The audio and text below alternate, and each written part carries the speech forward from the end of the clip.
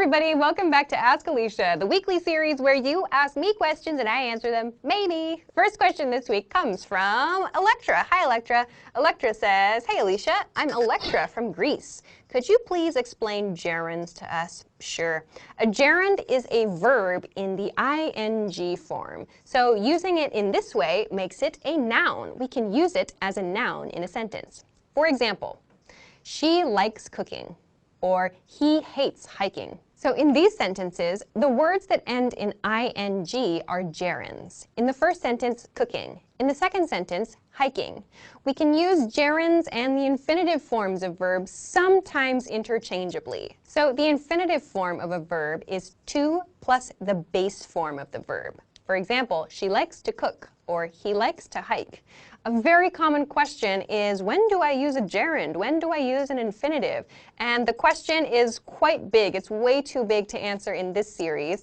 The reason is that there are many different groups of verbs that tend to take gerunds or that tend to take infinitives, but there are exceptions all over the place. So it's quite challenging to make a rule or a guide specifically for gerunds or specifically for infinitives. So this is a quick introduction to what a gerund is. It's a verb that takes an ing ending and is used as a noun in a sentence. I hope that this helps you. Thanks very much for the question. Okay, let's move on to your next question. Next question comes from El Hassan Ahmed. Hello, El Hassan.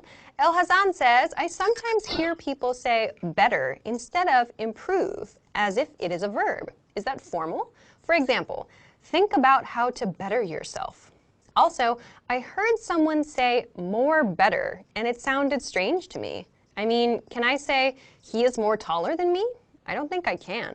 Thanks a lot. Okay, yes, exactly. To better means to improve. And yes, it does sound a little bit more polite, a little bit more formal.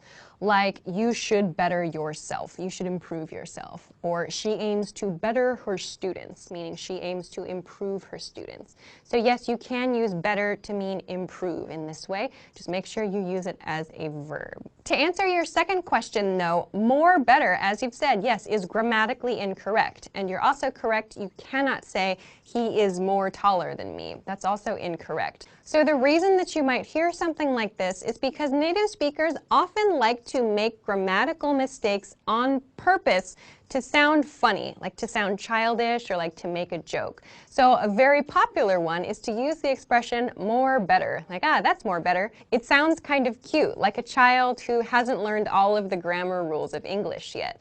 They might say more better instead of just better. So this is maybe like a way that someone could joke around or just try to sound more friendly or kind of cute in their speaking. Thanks very much for the question. I hope that this helps you. Okay, let's move on to your next question. Next question comes from Tatsu. Hi, Tatsu. Tatsu says, could you tell me the difference between correct and right? Sure. If you're talking about the opposite of wrong, as in like the answers on a test, then correct and right are both fine to use. You can use either of them.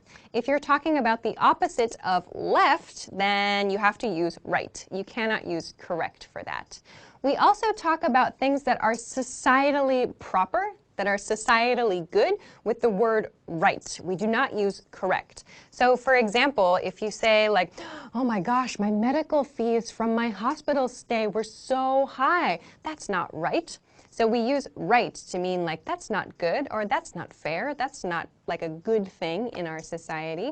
We also use the word right to mean like basic human rules in a society again too. So for example, in the USA, people have the right to silence. So that means a basic rule that people have in the US is the ability to keep their silence about something. So we cannot use correct in that case. So these are the various uses of correct and right. I hope that this helps you. Thanks for the question. Okay, let's move on to your next question. Next question comes from Mit. Hi, Mit says, hi, Alicia. Why don't native speakers use specific times in present perfect, but they do use specific times in simple past tense?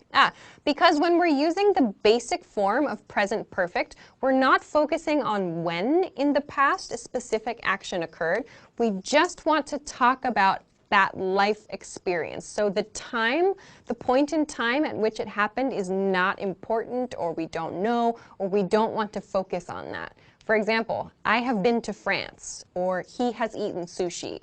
In these situations, for whatever reason, when that happened is not important. We just want to express our life experience. So we do not use a specific point in time, and it sounds very unnatural to use a specific point in time with that like present perfect tense. If, however, you want to use present perfect continuous to talk about a point at which something started and then has continued until the present time, you can and you should use a for or since ending to it. For example, I have been living in France since 2013, or he has been studying English for 3 years. In those cases, we need to mark the starting point of that action or condition, so we do use a specific point in time. Let's compare this then to using simple past tense. When we use simple past tense, we want to express an action that started and that finished in the past, and so we do use a specific point in time. For example, I went to France last summer, or he ate sushi last week. So, in sum, if you want to just share a general life experience, use the regular present perfect tense. If you want to talk about something that started in the past and continues to the present, use present perfect continuous and include a specific point in time at which your action started or began, or like when your condition started. If you want to talk about something that's done, that's over, and you want to talk about the specific point at which that thing happened, use simple past tense. So I hope that this helps you. Thanks very much for the question. Okay, let's move on to your next question. Next question comes from Late Jerry. Hi, Late Jerry. Late Jerry says, hi, Alicia. A lot of people use double negation lately. Is this a kind of innovation? Can we use it? Is it grammatically correct? For example, can't nobody tell me nothing? Nice question. Yeah, some people who are very strict about grammar, like now and historically, consider double negation to be like incorrect, or they think that it's a sign of poor education or something like that. But that's not the case. Double negation has existed in English for a long time, and it exists now. So in some dialects in English, double negation or multiple negation is used more commonly than in other dialects. So for example, I don't really use double negation in my speech, but in certain parts of the US or in certain parts of England, people may use that kind of speech. So I would suggest that if it's not natural for you, if you didn't grow up with it, if it's not something that you or the people around you regularly use, it's probably going to sound very unnatural for you to use that. So your example sentence was, can't nobody tell me nothing?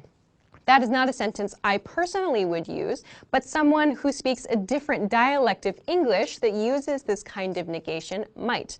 If I wanted to say that sentence, I would say something like, nobody can tell me anything. That's how I would say it. So using the other sentence would sound very unnatural for me. That kind of speech is not natural for me, so it sounds perhaps rude maybe or offensive for me to use that. I would say just try to be aware of the people who are around you. If you are learning English in a place where double negation is common, then perhaps it's natural for you to use a bit of it as well. If you're just kind of trying to mimic something that maybe you heard on TV or in music or in media or something like that, it's probably going to sound very unnatural. So yes, it is used. Yes, it is featured actually in some dialects of English. That doesn't mean that it's natural for everyone to use. If this kind of speech is hard for you to understand, don't worry. This is just another part of language learning, and this is a specific way that some people speak in English. So while yes, it does go against like traditional grammar rules, I suppose, that doesn't mean that the communication is any less valid. So try to keep that in mind. And again, if it's difficult for you to understand people who speak this way, that's okay. Just with time and practice, you will gradually come to know what that sentence means or what that speaker is actually saying. So I hope that this helps you. Thanks very much for an interesting question. Okay, that is everything that I have for this week. Thank you, as always, for sending your questions. Remember, you can send them to me at englishclass101.com/ask-Alicia. Of course, if you liked this week's video, please don't forget to give it a thumbs up, subscribe to our channel if you haven't already, and check us out at englishclass101.com for some other things that can help you with your English studies. Thanks very much for watching this week's episode of Ask Alicia, and I will see you again next week. Bye-bye. Pew! Want to speed up your language learning? Take your very first lesson with us. You'll start speaking in minutes and master real conversations. Sign up for your free lifetime account. Just click the link in the description.